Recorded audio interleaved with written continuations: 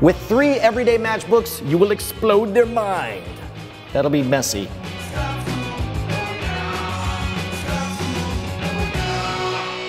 This episode of Scam School is the science project gone awry from GoDaddy and Gamefly.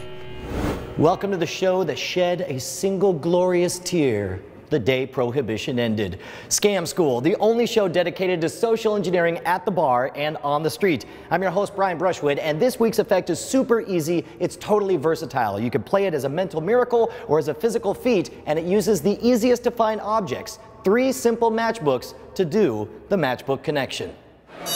What's going on, gentlemen? I'm Brian. What's your name? Phil. Phil and Paul. Paul and Greg. Omid. And Omid. I will forget all of your names instantly. Here's what we're going to do. We're going to do a sweet little mental match miracle. That was a lot of M's. And I don't know, you can play this off as a psychic thing. I'm not going to say, I don't claim to have psychic powers. But here's what I did. I don't know if you noticed, but they've got these presidential matches. Did you see this? You buy a whole box of them, and there we go. I pulled out 3 of the sweetest ones. You got JFK, you know, because he got busy with Marilyn Monroe. Theodore Roosevelt, freaking Panama Canal and that sweet mustache, and Martin Van Buren because of those sick mutton chops. We got 3 of my favorite presidents. I'm gonna turn around, and here's what I want you to do. One of you guys reach in with cat-like grace, pick up one of the matches, open it up, pull out one match, and put it back exactly how you saw it, okay? Make sense? So that when I turn around, like if one's all twisted, I'm gonna be like, oh, you stole his sweet mutton chop. So I'm gonna look around the other way, okay? Steal the match? And you can steal the match from the front, from the back, from the middle, it doesn't matter.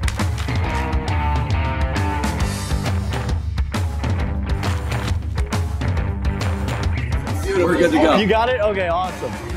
Interesting. All right. I'm gonna try to go entirely by weight. JFK felt a little bit weird, I'm not gonna lie. Teddy Roosevelt felt pretty solid. Mutton chops, no, he's right. Definitely, without a doubt, you stole it from JFK. And there it is, right out the back. You're right, dude. That's right, sucker. Ah, you give me the clap, that's cool. Here's the important thing, you guys wanna learn how this bad boy works. Yeah, you guys are like, no, that was good enough for us. Thank you. Have a good night, Brian. All right, we're going to find out, but first we have to check in with our sponsors.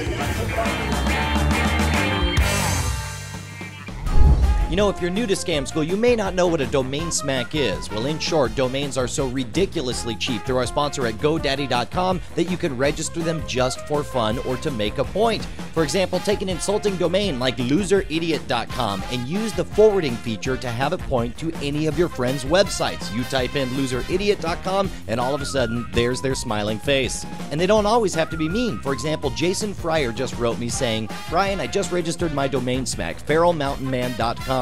Since John Hodgman has claimed that Jonathan Colton is feral in both of his books, I thought I would help Jonathan by sending a new domain to his site. I'm sure he will appreciate it. Of course he'll appreciate it, but come on, you gotta admit, he looks like a feral mountain man. Don't forget, if you want to get the best price on your domain smack, use the promo code SCAM10 at checkout. Not only will you get your domain for $7.49 forwarded anywhere you want for free, but you'll be keeping Scam School in business. All right, now I know I'm going to break Omid's heart because I know you really genuinely wanted to believe that I was feeling the weight of the matches. Yeah. Has nothing to do with it. Okay.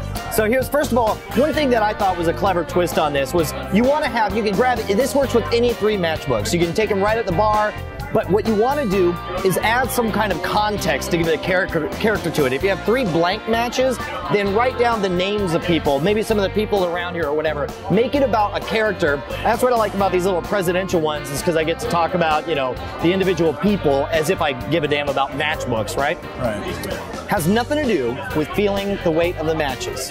Has nothing to do with the position of how they're placed. It has to do with only one thing, and it's so blindingly simple, and it's so unbelievably imperceptible that you're not going to believe it. All you have to do is when you are feeling the matches, like, hold on, let me test them.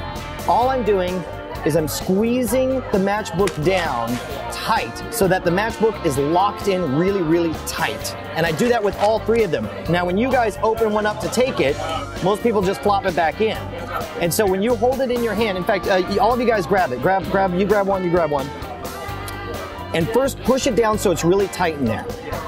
when it's really tight, you can put your thumb on it and you can just barely I mean, you're moving really big. Like, without any perceptible movement whatsoever, you should be able to feel whether or not, like in this case, you can feel that it's tight. It almost locks in. It totally locks in, right? But then once it's popped out, the moment you have it on there, you can feel it wiggling all around. I'm gonna tighten this here.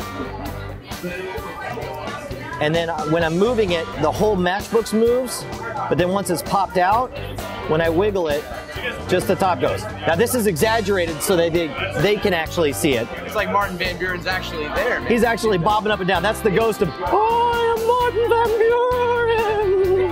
My mutton chops are sexy. I was gonna say the mutton chops actually kind of scared me. So here's what we're gonna do. You guys know the principle of it, but we want to actually make sure you actually can pull off the trick. So we need a volunteer. Who's actually going to perform this for us? I'm gonna have to say it's the game of the microphone. Oh man, okay, all right, done and done. Yeah, sure. And I tell you, you can do it for Omid after the break.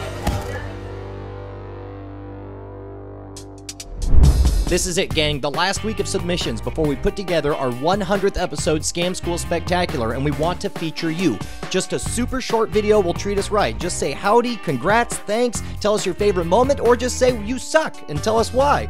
Post it up on YouTube and drop me an email at brian@revision3.com with the link, and we'll get you on our 100th episode Spectacular.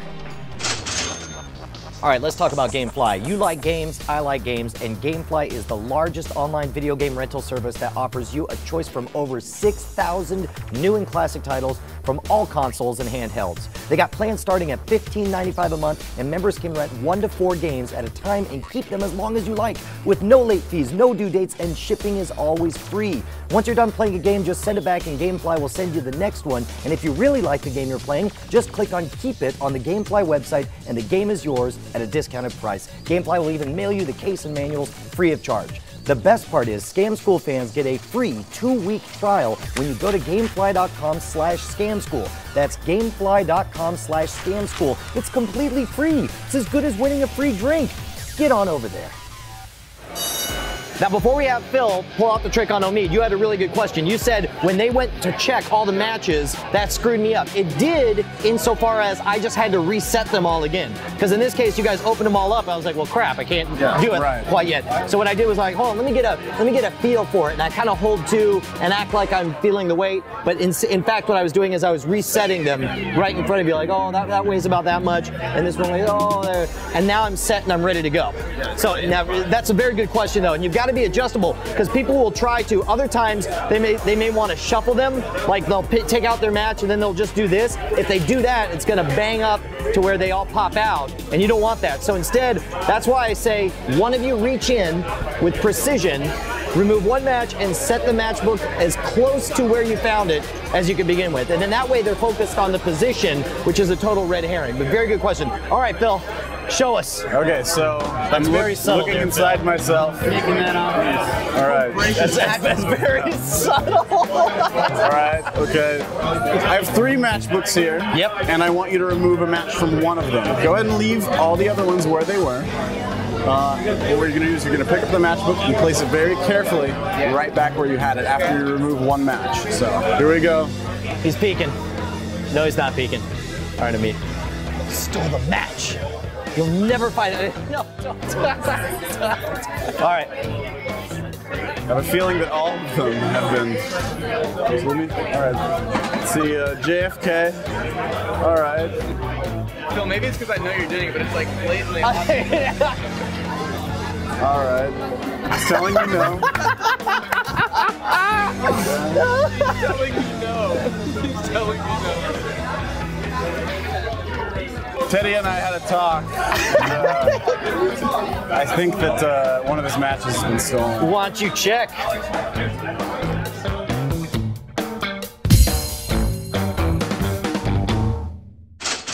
For how easy a trick this is, it's actually a hell of a fooler, but you've got to do the good acting. And like you said, you know what the trick is, so you had a feeling you knew what he was doing with this. But if you don't know, you can make it subtle enough that it should. The thumbs are the tough thing, just making it seem like you're not actually pushing down. Yeah, and that's why you probably want to start with all 3 of them either already set or in front of them show that all the matches are there. What you can do with one hand is you can actually gesture with it. And if I'm gesturing, this is a case of the big move is covered. The big move of me pointing at everyone is going to cover up the small move. Phil, also notice the eye contact. Right. Eye contact is crucial there. Yeah, definitely. That's one of the other nice things. Yeah, and because then people were not looking at my hands suddenly. So. In fact, that's what one of the brilliant magicians, Max Malini, said that the best way to misdirect is to look somebody in the eye and ask them a meaningful question. So if you want to get people's attention off your hands, they'll say, "Did you ever fantasize about JFK?"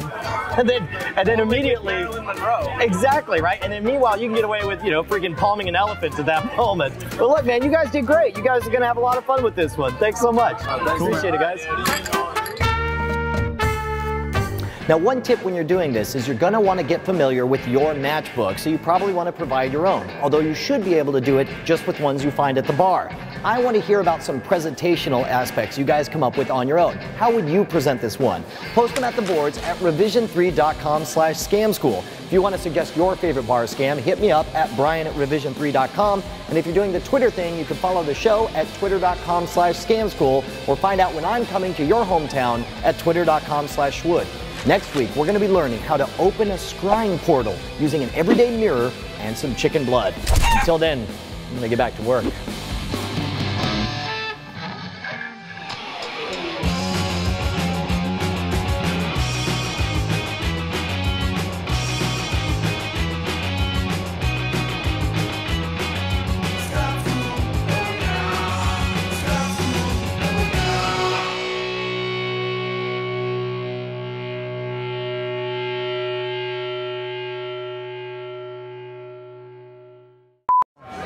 Red herring, no pun intended, right? Oh, because he's got red hair! I'm not gonna. No, I'll totally fine. That was a good one. No, that's a good one. It's totally fine. Yeah,